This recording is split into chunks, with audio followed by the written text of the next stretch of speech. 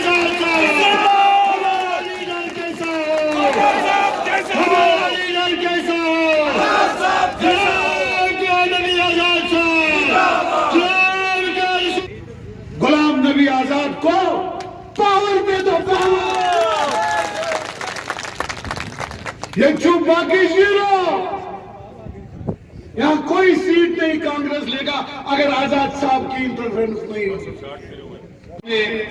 हमेशा चुनाव रैली से दूसरी जगहों से नेशनल कॉन्फ्रेंस को सीट दी, हमेशा हवाला कर, लेकिन 50 साल हम रोते रहे कि हमें कॉलेज दे दो। जैसे खांडे साहब ने कहा कि ये ब्लॉक प्रेसिडेंट थे नेशनल कॉन्फ्रेंस के, इनको अरेस्ट किया गया, जेल में रखा गया 15 दिन, लेकिन फारूक साहब को टस से मस नहीं हुआ, उसने यहां कॉलेज नहीं दिया उस वक्त। लेकिन हमारे गुलाम नबी आजाद साहब है जिन्होंने डिग्री कॉलेज भी दिया, जिन्होंने आईटीआई कॉलेज भी दिया, जिन्होंने डाइट कॉलेज भी दिया, जिन्होंने रामन को कॉलेज भी दिया, जिन्होंने गुल को कॉलेज भी दिया, और जिन्होंने पॉलिटेक्निक कॉलेज जो जब मैं मिनिस्टर था तब दिया, रामन में, और नर्सिंग कॉलेज भी दिया। इससे ज्यादा और क्या दे सकते हैं? कोई भी महकमा वहां आया है, अगर डिस्ट्रिक्ट अस्पताल बना वो डिस्ट्रिक्ट की वजह से बना। अगर आज एसएसपी की पोस्ट वहां पे, अगर एडीसी वहां बैठता है, अगर chief agriculture, animal husbandry, SC, जितने भी ऑफिसर वहां आए हैं वो सारे कार्य डिस्ट्रिक्ट की वजह से आए। हमारे लोगों को आजाद साहब रोटियां ठेले में लेनी पड़ती थी, डोडा जाते जाते पता नहीं कितनों की जाने जाया हो गई एक मामूली सी स्टेट सब्जेक्ट के लिए।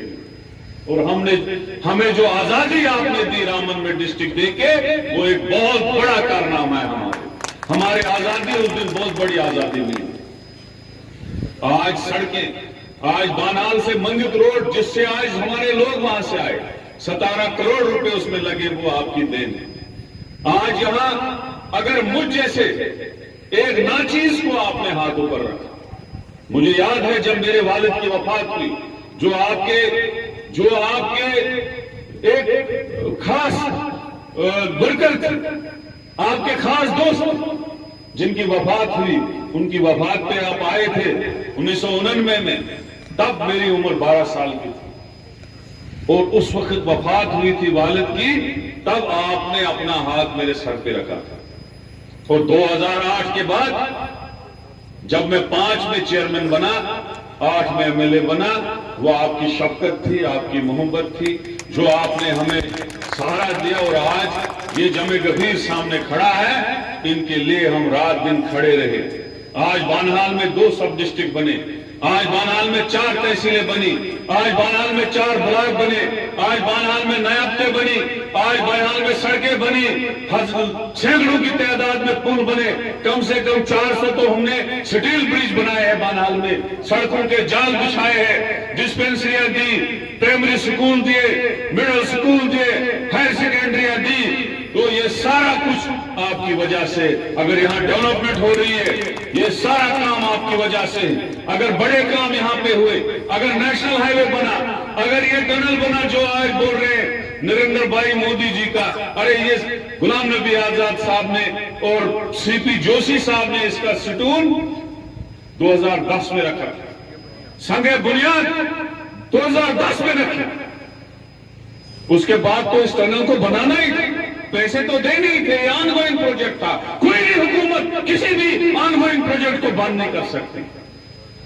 आज कोई इसका क्रेडिट नहीं ले सकता।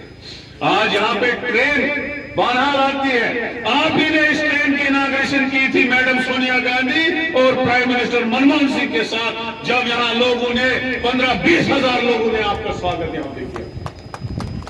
ये लोगों का मोहब्बत जो आपकी वजह से हमें मिला है। लेकिन ये लोग इसलिए आए हैं, ये आपको दोबारा वजीर आला चाहते हैं, क्योंकि हम लोगों को इतने जख्म दिए इस सरकार ने, इस बीजेपी की सरकार ने इतने जख्म दिए, जिन जख्मों का मरहम लगना भी बहुत मुश्किल है। 5 अगस्त 2019 को जिस तरीके से स्टेट को दो हिस्से किए गए। एक वो स्टेट जो बादशाह का एक मुल्क हुआ करता, एक वो स्टेट जब इकॉनमी यहां हुआ करता, एक वो स्टेट जब यहां 370 और 35 ए हुआ करता था, उस स्टेट को एक मामूली सी यूटी बनाई और हम लोगों को जेलों में डाला गया। खांडे साहब रूमपुर जेल में रहा। मुझे 3 महीने जम्मू के एक छोटे से मकान में बाहर निकलने नहीं दिया। 15-20 लोगों की सीआरपी का पूरा कैंप बाहर लगा दिया गया। और उस वक्त आपकी जात, आप लड़ते रहे, आप कभी कश्मीर आए, आपको फोर्सली आपको वापस भेजा गया, आप जम्मू आए, आपको वापस भेजा गया। आप पार्लियामेंट के फ्लोर पे बैठे, आपने जम्मू कश्मीर के लिए वहां रोया, लड़ा, जो भी ताकत आपके पास थी आपने लगाया, लेकिन कोई जम्मू कश्मीर का लीडर उस वक्त बाहर नहीं निकला। अगर किसी ने लड़ा, वो आपकी जात थी, वो गुलाम नबी आजाद की जात जिसने जम्मू कश्मीर के लिए लड़ा। आज भी आपकी पार्लियामेंट की तकरीरें ये लोग देखते हैं किस तरह से आपने हमारे जम्मू कश्मीर की नुमाइंदगी वहां पे की, लेकिन जब से आप पार्लियामेंट से निकले हो तब से किसी ने पार्लियामेंट के अंदर बात तक नहीं की।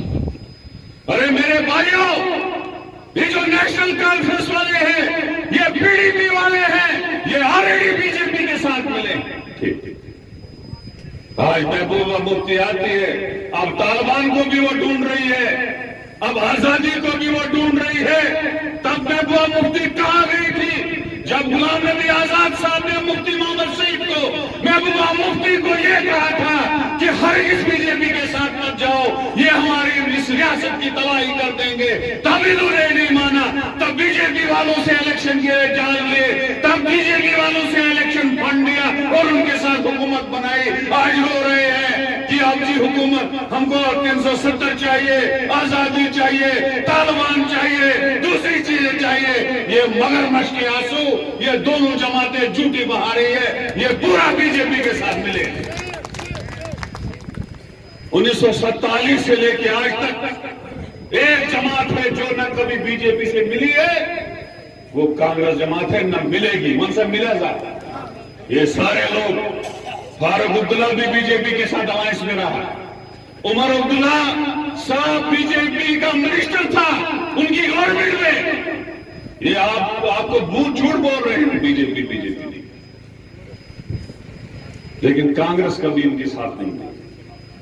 इसलिए हम सब लोगों को इकट्ठा होना पड़ेगा। चिनाब वैली के लोगों को, रजौरी पुंछ के लोगों को, कश्मीर के लोगों को, जम्मू के लोगों को, क्योंकि अगर तरक्की का दौर तीनों खितों में देखा गया, वो गुलाम नबी आजाद साहब के वक्त में देखा गया, बाकी हमने किसी के वक्त में नहीं देखा। हमने हुकूमत छोड़ी।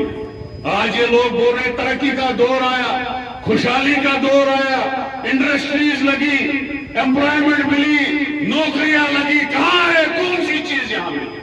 जो मैंने जहां पुल रखा था वो वही का वही है, जो सड़क मैंने बनाई थी वो वही की वही है, जो नलका मैंने लगाया था वो वही का वही है, जो हायर सेकेंडरी हमने दी वो वही का वही है। बोलो कौन सी नई हायर सेकेंडरी लगी, कौन सा नया नलका लगा, कौन सा नया ट्रांसफार्मर लगा, कौन सी नई बिजली लगी, कौन सा नया पुल लगा, कौन सी नई सड़क बनी? जो काम हमने दिए थे वही। तब से 4 साल हो गए, ये लोग बेवकूफ बना रहे हैं। इसलिए आज इनकलाब बहरहाल सी तरक्की से शुरू हुआ है। आज आजाद साहब ने यहां से बेड़ा उठाया है। इंशाअल्लाह रहमान इस बेड़े को हम पाए तकमील तक उठाएंगे। आइंदा आने वाले दिनों में आजाद साहब की क़यादत में 50 सीटें कांग्रेस जीतेगी और आजाद साहब की पुलिस जरा भी हरकत नहीं की वहां और यहां हिलने की। इनकी उस वक्त सुई चल रही थी, क्योंकि ये विजन रखते हैं। बड़े का रोल 5 अगस्त 2019 के उसके अलावा पॉलिटिक्स, यहाँ पर बिजली नहीं थी, वहां पे बिजली पहुंचाई गई। हमें उस दौर को याद करना चाहिए जो रेल आज इस यूटी के बनाने से जेलों में हजारों लोगों को रख दिया गया। नजरबंद हजारों लोगों को रख दिया गया।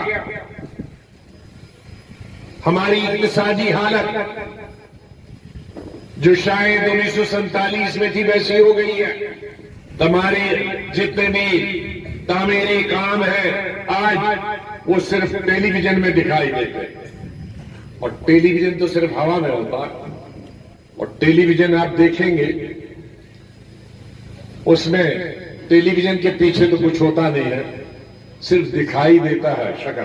तो वाकई उसी तरह से जैसे टेलीविजन के पीछे आपको आदमी नहीं दिखता है, हवा में ही टेलीविजन आदमी दिखता है, वैसे भी ये तामीर इस सरकार की वैसी है कि जमीन में नहीं है, सिर्फ टेलीविजन में हवा में देखोगे। पीछे न सड़क होगी, न स्कूल होगा, न बिल्डिंग होगी, न तामीर होगी। तो सब उल्टा हो गया। जिस बहाने जो बहाना किया गया था कि नौजवानों को रोजगार मिलेगा,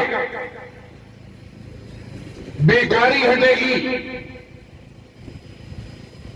मजदूर को मजदूरी मिलेगी, अस्पताल नए खुलेंगे, कॉलेज नए खुलेंगे,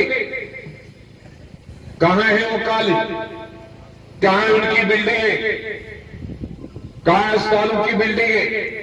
जो हमने छोड़ी थी वही बनी है, जो मैंने मंजूर की थी वो भी आप पूरे मुकम्मल नहीं कर पा रहे हो। आज जगह जगह देखो, श्रीनगर में या जम्मू में हड़तालें हैं, निकाल दिए गए। जो पुराने लगे थे सरकारों ने उनको निकाल दिया गया। आज वो रहबर स्पोर्ट्स बेचारे दिल्ली तक पहुंचते हैं। मेरे वक्त में रहबर ज़राअत आए थे तो हमने दूसरे दिन ही ऑर्डर निकाला था, लेकिन आज रहबर खेल है। आज आंगनबाड़ियां धरने देती हैं, आशा वर्करें धरना देती हैं, कैजुअल लेबर्स धरने देते हैं, कैजुअल लेबर्स को, यहां के भी बनहाल के लोगों को भी और बाकी जगहों में हर महकमे से निकाल दिया जाता। और महंगाई आसमान को छू रही। हमारे वक्त में चूल्हे गैस जिस वक्त हमने हुकूमत छोड़ी थी 450 रुपए का गैस था, शायद 1000 से ऊपर। तेल और डीजल की कीमत कहां गई? 100 रुपए से ऊपर हो गया। अब स्कूटर की कीमत सस्ती है, डीजल लीटर की ज्यादा। खाने पीने की चीजों की कीमतें कितनी बढ़ गई है, पहनने की चीजों की कीमतें कितनी बढ़ गई, और नौकरी नहीं है, और जिसके पास है उसकी तनख्वाह में कोई इजाफा नहीं, लेकिन कीमतों में इजाफा। गरीब गरीब से तर हो गया इस महंगाई की वजह से, इस बेकारी की वजह से, इस बेरोजगारी में। और दो किस्म की बेकारी है, पढ़े लिखे नौजवानों की बेकारी है, और जो कम पढ़े लिखे हैं या बिल्कुल ही नहीं पढ़े लिखे हैं, जो बिल्डिंगों में जब बनती थी तो उनमें काम करते थे। मेरे वक्त में तो डबल शिफ्ट और ट्रिपल शिफ्ट में मजदूर काम करते थे। का इस्तेमाल कीजिए, ऐसे लोगों का इस्तेमाल नहीं करेंगे कि जो तालाब में ही, छोटे से तालाब में ही खुद भी डूबेंगे और आपको भी डुबा देंगे। हिम्मत की जरूरत है, इकट्ठे होने की जरूरत है। हम सब हिंदू मुसलमान इस पूरे हिंदुस्तान के और इस रियासत के भी, कश्मीर के भी, जम्मू के भी, हम एक रहें और इकट्ठे रहें। हमारी हुकूमत जो थी हमारे वक्त में, मेरे वक्त में, मैं पहली मीटिंगों में मैंने कश्मीर में भी बताया था, जम्मू में भी बताया था कि मेरी काबीना में अगर कोई वजीर ऐसा होगा जो धर्म की बुनियाद पे, मजहब की बुनियाद पे इंसाफ बांटेगा, वो मेरी काबीना में रहने के काबिल नहीं है। और मैं आज भी कहता, हमारे साथ कोई भी साथी है, अगर वो धर्म की बुनियाद पर, मजहब की बुनियाद पर, जात की बुनियाद पर इंसाफ कर देता है, तो वो सियासत के काबिल नहीं है। उसको मंदिर मस्जिद में अपनी पॉलिटिक्स करनी चाहिए। जो चुना हुआ नुमाइंदा हमारा भाई, उसको लिए सामने उसके सब वोटर एक जैसे हैं, चाहे वो किसी भी जात के हैं, किसी भी मजहब के। बीडीसी और डीडीसी नए बने हैं, इनकी चर्चा तो बहुत पार्लियामेंट में भी होती है, पूरे हिंदुस्तान में होती है, लेकिन इख्तियार कहां दिया? बना तो है, लेकिन इनको कहा जाता है बजट बनाओ, ये बेचारे प्लान बनाओ, और वो प्लान वापस आता ही नहीं है इनके 5 साल में जब तक आए। हर बीडीसी मेंबर, चाहे वो किसी भी पार्टी का हो, हर डीडीसी मेंबर जो किसी भी पार्टी का हो, वो हमसे यही कहता है कि साहब प्लान तो साल भर से ले लिया है, लेकिन वो वापस नहीं आया। इसलिए मैं हुकूमत से दरखास्त करूंगा कि एडवर्टीजमेंट कम है, इश्तिहारात कम दे, और हवा से जरा जमीन पे आ जाए और नजदीक से लोगों को देखें और उनकी मुश्किलात हल करें। मुझे पूरा यकीन है और अल्लाह से यही दुआ करता हूं कि कोविड दोबारा ना आए, लेकिन दिल्ली वगैरह में थोड़ा थोड़ा आ गया है। मैं देख रहा हूं कि यहाँ लोग बहुत कम, ये जम्मू कश्मीर में बहुत कम मास्क पहनते हैं। ये खुदा के लिए ये मास्क पहना करिए, अपनी सेहत का ख्याल रखें, अपनी परिवार का सेहत का भी ख्याल रखें, पूरे सूबे की और मुल्क की सेहत का भी ख्याल रखें। जब हम जिंदा होंगे तभी हम सियासत भी कर पाए, और एक नई तब्दीली के लिए तैयार हो जाइए। आप सबका मजदूर कहता है हमें 8 घंटे के लिए तो काम दे दो। इस महंगाई के वक्त में हम अपने बीवी बच्चों को कहां से खिलाएंगे? इसलिए ये रियासत तब्दीली चाहता है,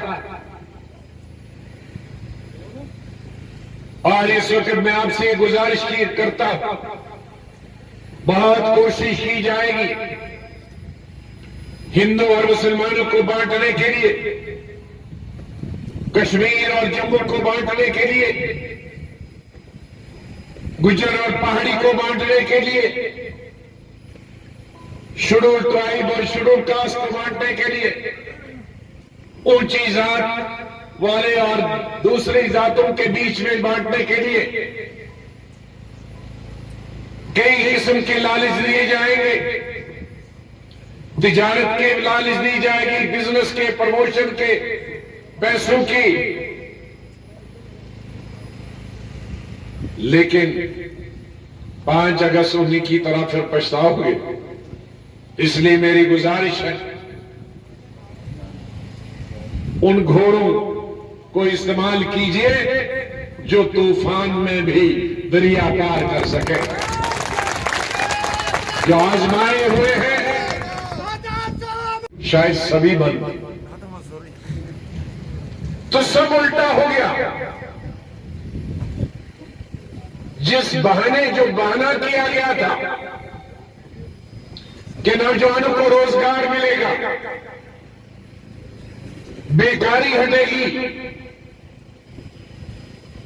मजदूर को मजदूरी मिलेगी, अस्पताल नए खुलेंगे, कॉलेज नए खुलेंगे,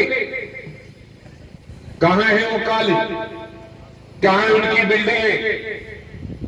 कायस तालुक की बिल्डिंगें जो हमने छोड़ी थी वही बनी है, जो मैंने मंजूर की थी वो भी आप पूरे मुकम्मल नहीं कर पा रहे हो। आज जगह जगह देखो, श्रीनगर में या जम्मू में हड़तालें हैं, निकाल दिए गए। जो पुराने लगे थे सरकारों ने उनको निकाल दिया गया। आज वो रहबर स्पोर्ट्स बेचारे दिल्ली तक पहुंचते हैं। मेरे वक्त में रहबर ज़राअत आए थे तो हमने दूसरे दिन ही आर्डर निकाला था, लेकिन आज रहबर खेल है। आज आंगनबाड़ियां धरने देती हैं, आशा वर्करें धरना देती हैं,